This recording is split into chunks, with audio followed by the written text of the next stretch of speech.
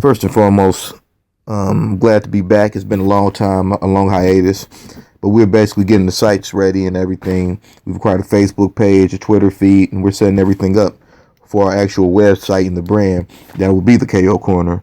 And a lot of people have been inquiring where we've been. We basically just been getting everything together and getting stuff situated in our personal lives. And shout out to one of the founders of the KO Corner who won the Nationals. That's also been taking up time training and him fighting and winning. Much love to Kirk. I told the boy he was going to do his thing. He brought it back for the KO Corner. We're very proud of this brother. Much love. This is going to be broken up into multiple parts. Also, we're going to do a surprise tribute in a week or so. We don't have a lot of time, but I'm just going to go over things briefly out of order, of course, because I want to say the last two, my favorite two for last. But first, we're going to have to address the Marcus Brown Kalajic. I think that's how you pronounce it, robbery last night. Man, I mean, I've witnessed this with a fighter up here. The things that they will do to keep a fighter undefeated for marketing purposes is just wrong, and it's hurting the sport. Last night, Marcus Brown was not only dropped, but he was rocked multiple times, hurt, basically hanging on for dear life. He one round he retreated the whole round because he was hurt and he was getting cracked. But due to him being an Al Haymon fighter, he won. And the crowd wasn't pleased at all, and there was a lot of boos.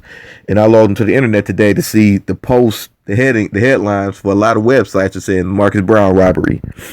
So it was universal. None of the commentators, none of the spectators thought he won that fight. I mean, it's kind of embarrassing.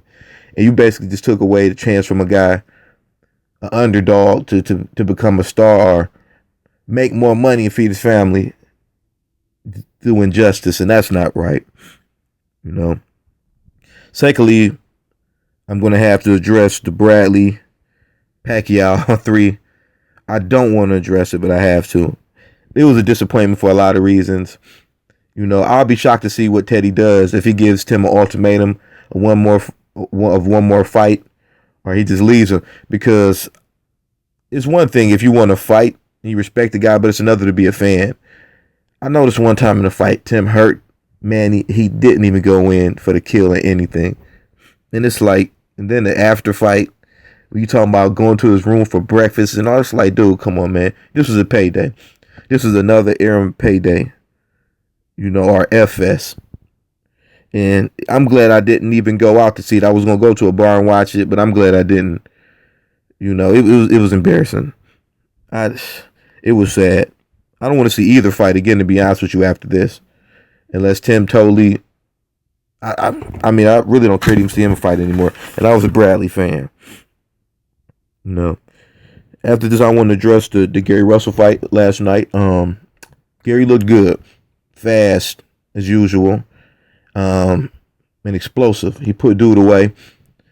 And then he made a point after the fight of calling out Lomachenko. And in the Adrian Broner way, I guess Broner's rubbed off on everyone. He told Lomachenko he wants to see him, and if he goes up he has to go up 10 pounds to fight him, he'll do that, which I don't think is a good idea. But I think Gary needs about 1 or 2 more fights before he's ready to take on Lomo. And I still don't know if he can beat him, but anything can happen. This is boxing. And the last two I wanted to address were my featured fights. I would say last week the Anthony Joshua fight with Charles Martin and the Errol Spence fight with Chris Algieri. Anthony Joshua, where do we start? The boy's a bull. He's a monster. Athletically, he's a monster. He is stiff. He was susceptible to getting hit. We noticed that in the last Dylan White fight. But if he hits you, it's not going to look good. Like, I expected the fight actually to go more rounds than it did, but I knew he was going to get the knockout. But dude, the way the sheer power he punches with, like he hit Charles Martin on the glove one time on the wrist. You can hear the thud and impact, and I'm like, okay, this boy. Those of us who punch hard and who've been hit hard know what it's like. And this boy has power, like power. And seeing him get dude out of there like that, the heavyweight division is beautiful. It's looking beautiful now. Who he fights next, I'm not sure, but the options are open. You know, especially overseas where it's a plethora of heavyweights over there. You know, let's go, champ.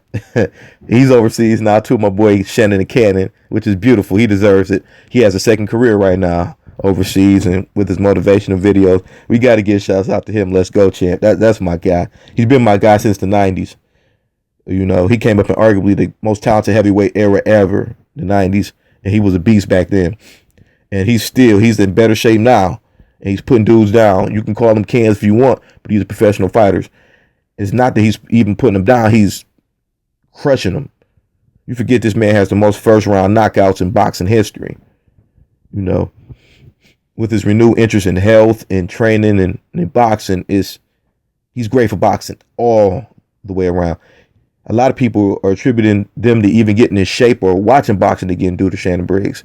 If you go to his Instagram, and he's just, regardless, even if he never fights again, what he's done, he needs to be commentating, have his own reality show or something. He's a unique individual, you know, and he's helped me a lot with my training due to having asthma. I used to go to him a lot and read a lot of his blogs for inspiration, how to overcome certain obstacles.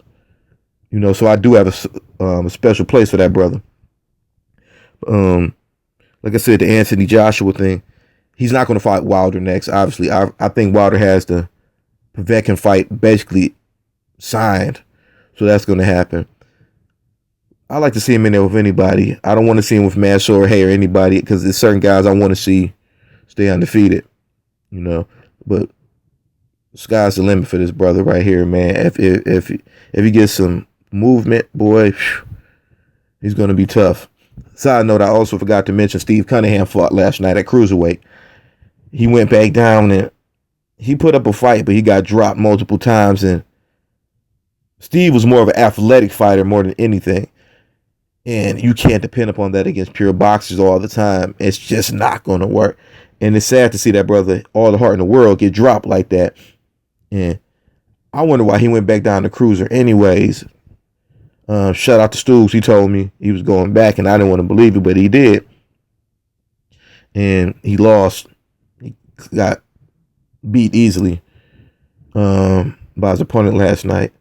Well, who knows what the future holds for him. And lastly, we're going to go on Errol Spence. A lot of people said he wasn't tested, and a lot of people said he was hype.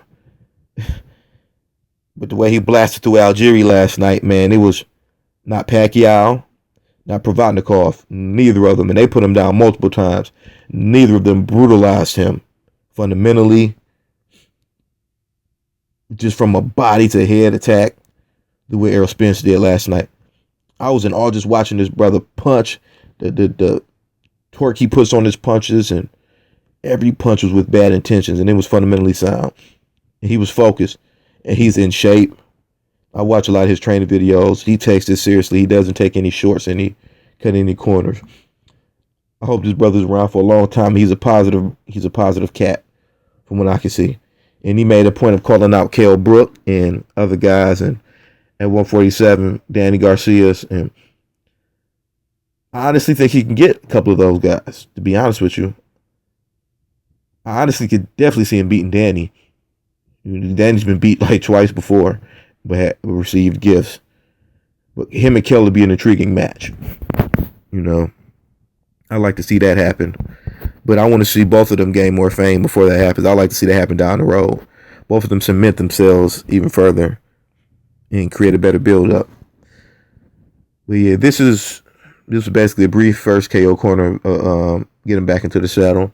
We're going to hit you with a couple more in the next coming weeks.